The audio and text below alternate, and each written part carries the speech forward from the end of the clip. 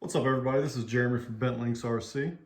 Coming to you, I guess, live from my kitchen because I'm in the middle of redoing my RC/office space to try to accommodate both things. But anyway, I have been thinking about what I could do with a 1/24th to do something different. So the blue Gladiator that you see is, I guess it's my second 1/24th scale. I bought a JL, I don't know, when they came out.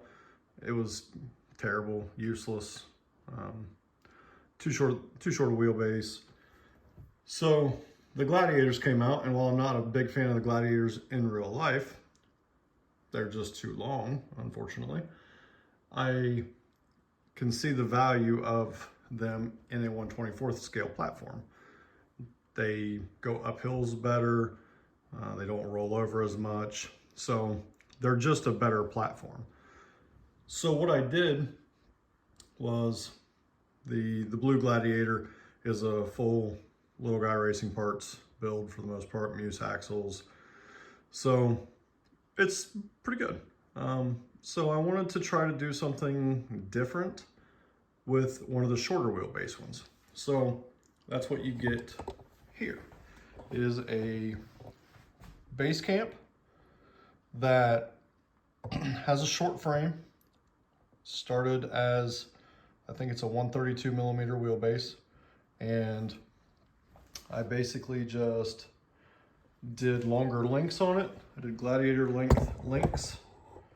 I did longer drive shafts because obviously you need to, and I wanted to see, the purpose of this build is not a full-on build like the Gladiator. The purpose of this build was to see what you could really get into a 1/24th scale price-wise and still want to go drive it. Because honestly, I got the base camp a few weeks ago. I drove it for about 5 minutes and I was like, yeah, I'm done. So, because it's just out of the box, comes with terrible tires, there's no weight in it. So it's just not that enjoyable to drive to me. So what I did, and I'll show you basically what's under the hood of it.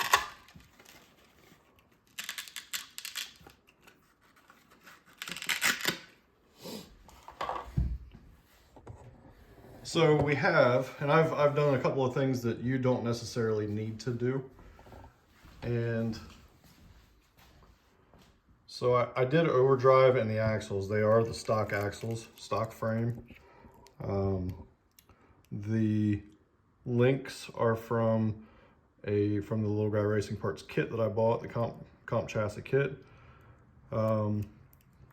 Because I did the overdrive, I had to do something with the motor. So I did do the Endura engine and transmission. And I went ahead and did their ESC as well, because I have the Endura motor in the Gladiator, and without their ESC, it doesn't really crawl all that well. So, but basically what I did was, like I said, I used the longer links, longer drive shafts that stretched the wheelbase out. I did Endura 39 millimeter shocks. And obviously I pulled the springs out of them, so there's no springs in them. Gives it that nice low stance. I am working on trying to figure out something to hold the front end down for steep stuff. Had a rubber band wrapped around it today. That's okay, but I wanted to do something a little bit different, try and do something a little more creative. Axles right now are stock. The steering servo is stock, so you get the performance that you would expect out of that. I did do some extensions to make it just a little bit wider. But one thing that I did want to mention too is, if this is something that you're planning on doing, there's one thing that you definitely need to know. And that is that these axles come with a 3-link, and you can't go straight to a 4-link.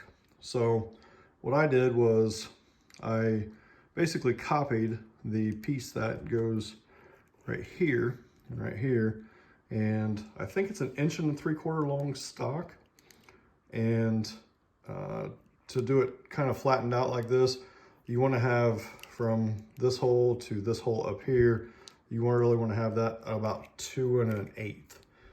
If you're going to run springs, I would suggest running it probably right around 2 inches, because when I had springs in it, it flipped my front axle forward just a little bit because it was just a little too long.